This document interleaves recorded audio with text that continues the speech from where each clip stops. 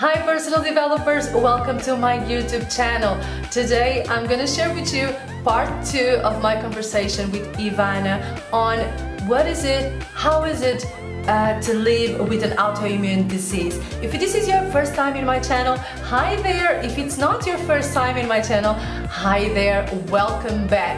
Aren't you subscribed? Subscribe, hit that subscribe button, come on, yes you can do it. Okay, I'm gonna stop this intro. I don't want this to be too long. I want you to listen to this conversation because the information is freaking gold.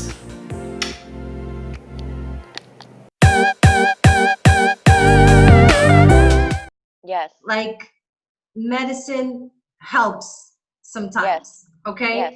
So I totally agree with what you said, and thank you for clearing that out. It's not about don't take medicine or don't take pills. It's about looking at your own specific case, Yes. working with your doctor, talk to other people, because it is so easy to go to Google and think that you're gonna die tomorrow. Like we are all Google doctors. That is so true. And like I said, when I first found out, I was devastated because I just kept on reading about all these bad cases, and all the cases said that you're going to get worse over time. Your life expectancy is still the same, but you're going to get worse in time, and you're not going to be able to do this and this and this. And I was devastated, like the thought of like not being able to walk. For me, the hardest thing was I'm so independent and I'm so used to just like doing, like hopping on a plane and going to a foreign country and staying there for 2 years and it not being a problem, that the thought of not being able to do that really scared me, and always having to depend on somebody else was the worst thing for me to accept. But Yes. that's not been the case. Like, since 2016, I've lived in India for 2 years, and I'm so glad I have, because I also discovered Ayurveda, which is something I'd like your audience to know about. Ayurveda is this ancient healing science that they use in India. It's more than 5,000 years old, and they believe that people can be cured naturally with natural herbs. So I'm a big believer in using both, in using Western medicine and Ayurveda. And so I discovered this doctor in southern India, and I went to him and he put me on some Ayurvedic medicine. And because I don't have any MS symptoms, it's hard for me to say that they disappeared, but other things that were bothering me did disappear, like my inability to sleep at night, always being constipated. I used to have such horrible constipation. Like I would go poop once a week. Like, can you imagine, like once a week? No, I can't. That was how bad it was, because I was always constipated because of the food I was eating. I was eating really bad food. So he really helped me. The medicine that he gave me helped me like have regular bowel movements, helped me sleep at night. I used to have these what do they call? Like, when you're sleeping and your legs spasms. I don't know if you've ever had those. Like at night they would spasm a lot. I would have those. And I've not had any of that. So Ayurveda has really helped me with that, and I encourage everyone to check it out and maybe learn a little bit more about it, because it's about putting your body back in balance with the natural world and the natural elements, and living in harmony with the world. Yeah. And I think that has helped me as well. I love Ayurveda. I'm planning on like studying Ayurveda for real. Not now, maybe in a couple of years, because I'm doing other stuff right now. But I just love it, and they believe in prevention as well. Yes, exactly. And that's one of the things that makes me more passionate about it, because like you don't have to wait for something to happen to you. You can just take good care of yourself. Sometimes it will happen. It's true. But why not take good care of ourselves? And if we do take care of ourselves, maybe if something happens, then we have more strength to deal with it. And so I just love Ayurveda. I love that you mentioned it. And it's great, and it can be a very good complement to whatever you are doing. If you are taking pills, and just tackle some other symptoms or diseases you may or may not have. You just touched a thing that I also wanted to talk to you about, which is you have lived for 2 years abroad. You were living in India. You had your doctor in the US. Yes, that's correct. So how does that work? If I have MS and right now I want to travel, like what should I be worrying about? Well, for people that have MS, you really need to worry about what kind of medication you're on and whether you'll be able to get the medication in a foreign country. And some of the medication, as far as I know, I think some of them must be refrigerated. So you need to be in places where you'll have access to a refrigerator. So that I think that's important for people. Because I'm not taking any medicine, don't really have to worry about that just yet. I have to worry about getting an attack. And so what happened to me and what finally led to my MS diagnosis is that it happened about a year ago. I just woke up one morning and I lost vision in my right eye, and that's called optic neuritis. It can happen to people that don't have MS. It can happen, so you could get optic neuritis and lose vision in one eye. It tends to happen when you're very stressed. And I was stressed out at the time. I was trying to figure something out. I was trying to make a decision. And then I decided to walk like 14 kilometers in one day. I was overheated. And just the next day, I lost my vision. So then I went I was admitted to the hospital in India. And I'm so lucky to have so many friends that were able to help, because in India, when you go to the hospital, you need to have what's called an attendant. It's a person that stays with you in the hospital, and they're there to help get all your medicine, to take you to all the tests, to get your test results, to go like take you to procedure. So you really need to have someone in the hospital. And I didn't have anyone. So the people in my room, because there's about 8 beds in one room, the people in my room were helping me. Like another attendant from a patient nearby would walk me to go get an MRI. Another one would go and pick up my medicine for me. Somebody else would go buy food for me. So I was very lucky. And the universe showed me again that it doesn't matter where you are, people will help you. The universe here wants you to survive and to flourish, and it'll send you the help that you need. So when we talked about this in our last podcast, I think. Did. I was thinking about it. Yeah. Yeah, when you need help, the universe will send you a helper. I'm a big believer in that. And so I was very lucky. And when I was in the hospital, the doctor decided to finally like make the diagnosis, and he tested me for everything. He tested me for HIV,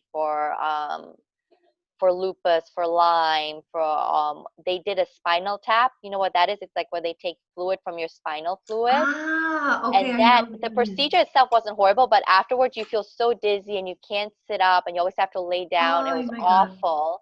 But it was all negative. And so that's why it's been so hard to diagnose me, because every result was negative. I don't have the protein that a lot of people that have MS have. Because when you have MS, most people have what's called a protein marker in their spinal fluid. I don't have that. And so, but he decided, because I did lose my vision and because I do have lesions on the brain and on the neck, that was enough to diagnose me with MS. And he also wanted me to start taking medication, and I said no as well. And he was very upset with me because I said no. But at the time, I thought that was the right decision.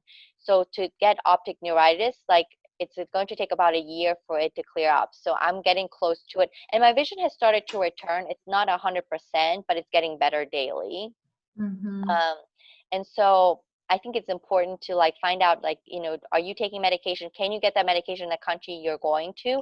And how will you take that medication? Like, will you be able to have a refrigerator to refrigerate the medication? Like, what does that entail? So I would just suggest people do some research before they go. But like I said, I've been very lucky to have been in very excellent care with all the doctors that took care of me. And it's so much, the reason I was staying in India for so long is because it's so much cheaper to get an MRI in India than it is in the US. In the US, it costs around $3,000 to $5,000 for one MRI. And think about that, like if you have to have, because now I have to get them every 6 months, that's 2 a year. That's over $10,000 just for an MRI. And so that's why I was staying in India, because it was just so much cheaper to get MRI scans there. And they tell you the same thing. An MRI is an MRI, doesn't matter where you get it. That's actually very, very smart, because you had the diagnosis, you know a doctor you trust in the US, and you are in a place where you can keep track of things and test yourself and everything. That's actually very smart. Yeah. So right now, I think I feel great in the sense of like, I'm happy with my decision. I don't regret my decision 4 years ago. Like, I could have gone on the medicine, but I don't regret it. Yes, I did lose vision in one of my eyes, but it's slowly coming back. And that was like another sign to me, like, okay, you really need to focus on your stress levels. Maybe you shouldn't be so stressed out, and you really have to focus on yoga and really be careful about things. But I don't think I'm going to get worse. I think it's going to stay the same if I continue to do the things I have been continuing to do. Yeah, you have to be a very disciplined like person, because the alternative is just drop what you're doing and get worse. Yes. So it's not And like there is an option for you. I have been taking some Ayurvedic medicine. I take a multivitamin every day. I take a B6 and a B12 because people that have MS tend to have very low B level vitamins. Mm-hmm. So they tend to be deficient in B12 and in vitamin D. So I make sure I get my vitamin D, my vitamin B12. I'm also taking what's called Gotu Kola or Brahmi. That's an Indian herb. You can find it in any vitamin shop has it. It's just a lot of people don't know about it because it sounds so funny. What's the name of it? Gotu Kola, so Gotu and then Kola, Kola. Okay. And it's also called Brahmi, and that is used in Ayurveda for your brain. It also helps you with stress levels. And I also take ashwagandha, which is like a kind of like ginseng. I cannot Wow. spell ashwagandha. I'm sorry. Try to sound it out. I knew you were gonna ask me. I was like, "There's no way." I was like, can you please spell it so people at home can actually? I will tell you. You can put it in the descriptions if you want. Yeah, no, don't worry. I'm gonna look it up. I'm gonna look. I wrote it like on my Yes. notebook, but I'm sure it's totally misspelled. But Yeah. Google is very smart, so I'm gonna just write out, Exactly. and Google will say, "Did you mean?" And Yeah. I'll be like, And "Yeah." actually, even for you who has no symptoms or who doesn't have a disease, both of these are good for you as well. So you can take this regularly and they should help you like feel better and more alive. Nice. Feel better and more alive. I like it. You know what? I just love the way you deal with what you have Mhm. with the disease, and of course you have no symptoms. We cannot really actually speak to those people who are having Right. a lot of symptoms right now, Mhm. but we Mhm. maybe we can speak to them while they have this window where there is no symptoms, like what Right. can they do in between crises to take Mhm. care of themselves. Maybe they discover something new today, like a herb or something that may Yeah. help them cope. And I think that talking about yoga and meditation, which we always do Absolutely. in every So important. episode, Mhm. you guys listen. I cannot talk about cardio. I cannot talk about lifting weights, but from experience, yoga is just great for your body, great for your Yes. mind. Yes. Meditation is the reason why I am actually able to sleep right now. That Yes. deep sleep you were talking about, for Right. me, it was meditation. Mhm. So healthy, not But I healthy. think a couple of podcasts ago you talked about how you were never able to sleep at night until you started meditating. Was that right? Yes, true. I couldn't. I didn't know. Like, first night I had some good sleep. I was like, what? That's how people sleep? Because I I know, right? actually, Yeah. I didn't know, because it was, my sleep was very light sleep. I didn't Mhm. get like deep sleep moments. I was always, like scared. I slept with the light on because I was Mhm. scared of being in the dark, traumatized child, scared of somebody just coming in to do me wrong. Yeah. So I had a lot of problems, and so meditation just helped me with that. Mhm. And surprise, surprise, here we are talking about autoimmune diseases, and we're talking about meditation and Yes. yoga and personal development and Mhm. spirituality. I mean, we cannot. That's who we are. So Mhm. It's true. obviously, we're gonna talk about this. But I am talking with different women, you know what Yes. I mean? I'm doing different episodes, and I get to the conclusion that all of these practices and things that we talk about, they help you in life in general. Mhm. I Yes. mean, if you have a disease, it will help you somehow. Why? Because it grounds you, Mhm. because it helps you get the necessary sleep. And if you sleep, you are rested. If you are rested, you think better. If you think Yeah. better, you take care of yourself. You walk through life in a different way. I Um, agree. this is like so valuable. Everything that you said is just Yes. like There's just So one more happy place we're I want doing to this. mention. So it's Yes. called Tomska Banya, and it is a health spa in Serbia. And I'll send you the link as well so you can like let your audience know. Oh, Basically, I what it is. remember this one. I think I told you about it. Yeah, It's you told because me that's where about I it. was in July. Yeah. So what happens is that they have radioactive water, and you go there and you bathe in this water twice a day. You get manual massages, you do some exercises, and you sit in a magnet, and you do this therapy for 3 weeks. And it's Mhm. supposed to help people with MS. And I've met some people that said that they used to like not be able to walk, that can now like walk because they've been going there for so many years. Oh, this Now, information is I new for don't me. know, this is just claims I've heard from other people. I've not Yes. experienced that myself, but I Yes. go there every summer for about 3 weeks to do the treatments, and it's Yes. not that expensive. It's anywhere from $600 to $800 depending on Okay. what treatments you get. But I'll Okay. send you the link, and you can let the audience know as well, because it's in a very remote place in Serbia. But everyone is it's open. You don't need a recommendation to go there. Anyone can come and go there and stay as long as they want. But any recommended treatment is usually 21 days. Even in Ayurveda, when you do Panchakarma, it's 21 days. It's 3 weeks. So for Mm-hmm. any treatment to work, you should be able to do it for 3 weeks. Okay, so explain to me. So do you stay there for a week or for 21 days? How I does it stay there go? for 21 days, and you can either stay in a hotel that's connected with the banya, with the spa, or Yes. you can get a private residence. I get a private residence because I like to cook my own food. But if you're staying in a hotel, you can eat at the restaurant, and then the price includes everything. Now, it's a little bit cheaper for me to stay at a private residence and then to walk there every day for my therapies.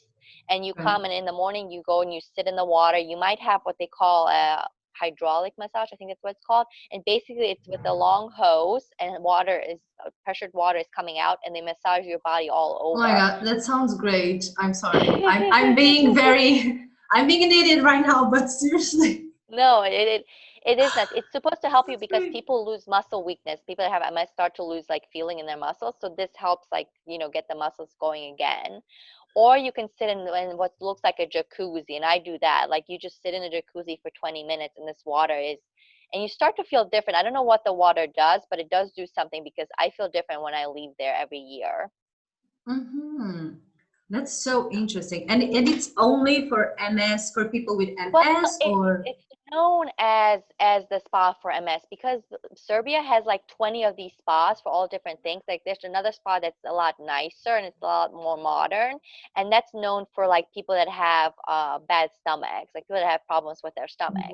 So wow. each spa is known for something. This spa can be for anybody, but it's especially for people who have MS that benefit from it the most, I think. That's so cool. And I think it's good to know about these things because like how harm can a spa make, you know what I mean? Exactly, Just talk to exactly. your daughter, talk to your daughter about it if you have a daughter.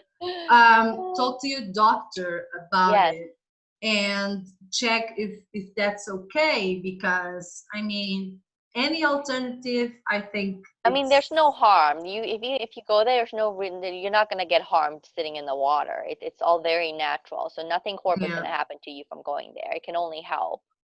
Oh, I love it. Thank you. You're Thank welcome. you. Oh God. Um, I think that we covered pretty much everything that I wanted to ask you today. Don't want Yes. to overwhelm people. Well, I just want to And say thank you so much for having me on your podcast, and I'm so glad that because we already do so much together, I'm glad that we can share more about this, and so you know more yeah, about it. I mean, thank you. I mean, you just said yes. You're like, oh yes, we're gonna talk. Yes. What if we yes? And that's so cool. Like, so thank you. And it's like, I do want to help people. I do want to be more open and talk about Mhm. more things. And it's like Mhm. I'm way stronger with you, with Silly, with Kate, with Bird. Like I'm way Yeah. stronger because I cannot sit down here and talk about how can you cope with disease, but I Mhm. can sit down with you and take your advice and add Mhm. my advice and add some value to Mhm. people. So I really appreciate what you're doing today, like taking your Thank you time. so much. I know it's cold outside. Okay, so everybody, so uh Ivana is in the US, right? And I'm in Tenerife. As you can see, like you don't see the difference in temperature. I'm like, this is non-alcoholic beer, by the way. Okay. And Ivana is like drinking hot tea. Hot tea, that's right. And this is like so funny, for me at least. For me, it's so funny. Okay, so I'm not gonna take more of your time on camera. The only thing I want to say is that getting a diagnosis is not the end of your life. It may seem like it, but you will get through it. And hopefully you'll come across this video and it'll help you realize that it's just the beginning to changing your life completely for the better. Wow. I hope so. I hope we get to tons of people. Like seriously, because this is so freaking important. And when I'm faced with a problem, I usually go on YouTube. You know what I mean? Yes. I go on Google and then I go on YouTube. So I want people to be on YouTube. Like I was diagnosed, like what the F, and watch this video and look at someone like Ivana who has been through it and who is going through it, because I mean, we spoke about it. There's no cure, and just you are an inspiration, Ivana. Let's just put it that way. Thank you. We all are. Like if you are Googling it, you can be an inspiration. You can like, share, subscribe. Yes. Do you see the segue? You can share this with someone who is going through it and can and could benefit from this, for example. And you can also try to reach out to Ivana. Ivana, what is your Instagram right now? It's still Okolo Isabels. So that's my Instagram account. You can also email me if you like, and I'll just give you my personal email. It's iventic, iventic @gmail.com. Okay, so talk to Ivana if you want to. I assure you that she will answer. She will be like, okay, yes, absolutely. Let me help you, because she's a freaking helper. Yeah, okay. So thank you very much, everyone. Thank you so much. Namaste. Thank you. Namaste. That was so cool. Love it. Hi personal developer, thank you so much for watching this video. If you enjoyed it, like, subscribe to my channel and share it with someone you love. And also don't forget to activate the notifications so you don't miss a thing. There's a new video coming every Wednesday and Friday. There's another thing I don't want you to forget. You can be the boss of your brain. Yes, you can. See you next time.